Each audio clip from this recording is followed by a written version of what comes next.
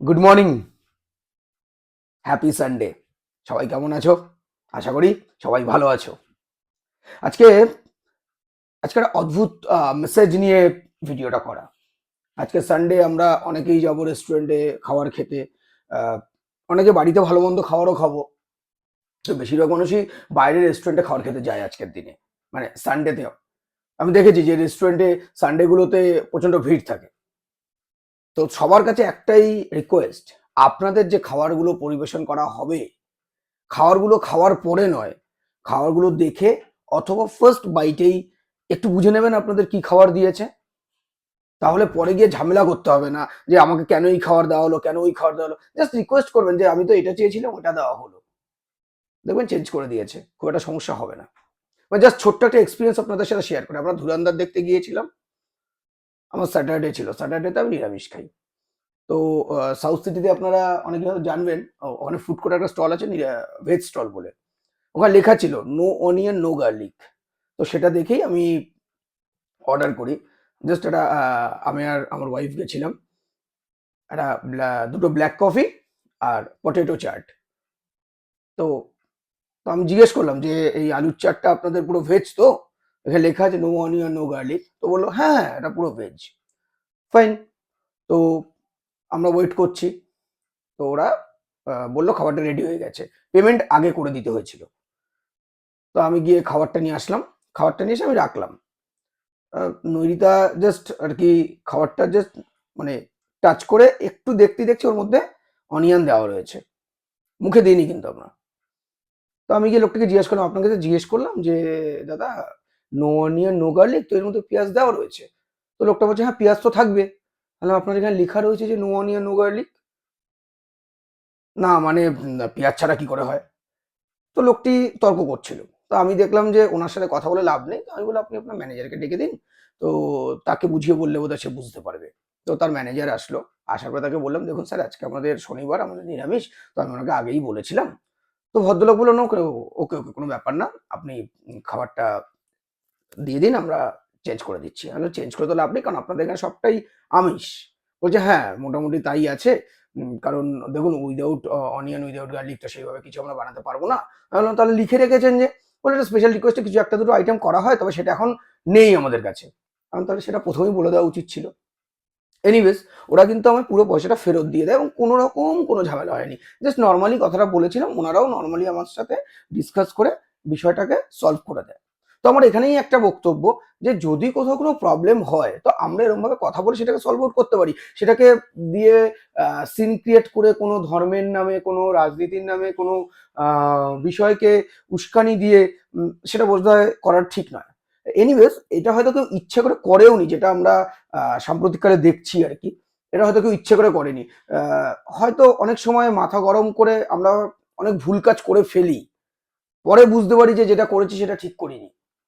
আর একটা জিনিস কি হয়, বয়সও তো একটা ফ্যাক্টর। কম বয়সী ছেলেমেয়েরা মানে কি যাদের বলা হয় আজকালকার দিনে জেনজি, আমি সবাইকে খারাপ বলছি না বা যারা করছে তাদেরকেও খারাপ কাউকে বলছি না। বাট তারা না খুব মানে অল্প সময়ের মধ্যেই খুব তাড়াতাড়ি কোনো ডিসিশন নিয়ে নেয়।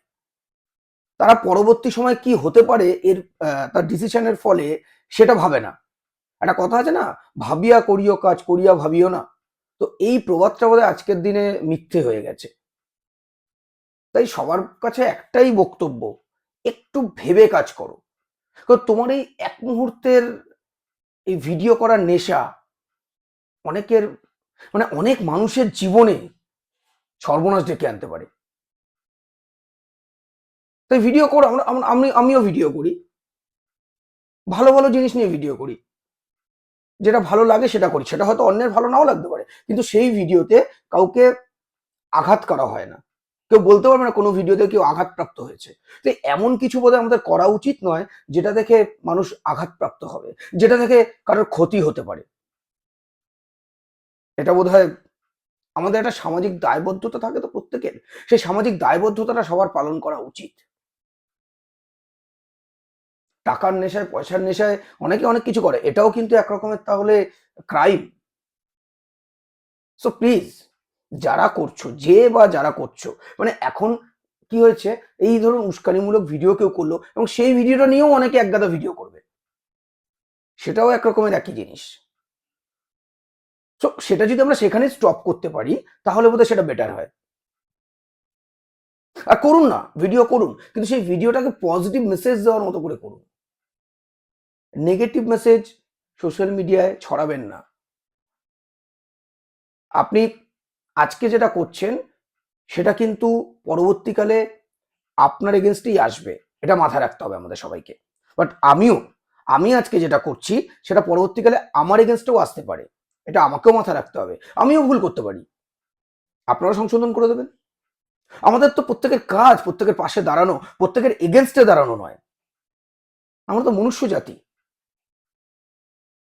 সবাই সবার পেছনে না লেগে সবাই সবার পাশে দাঁড়াতে পারি না আমরা?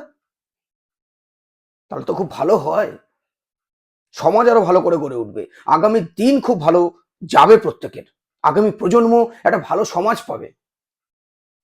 কেন আমরা সবকিছুতে উঠে পড়ে লাগি সবকিছু সর্বনাশ করার জন্য, সবকিছু শেষ করে দেওয়ার জন্য, মুহূর্তে সবকিছু ভাইরাল করে দিয়ে নিজে পপুলার হব আর তারপর সবকিছু যা খুশি হয়ে যাক, আমার কিচ্ছু যায় আসে না কেন?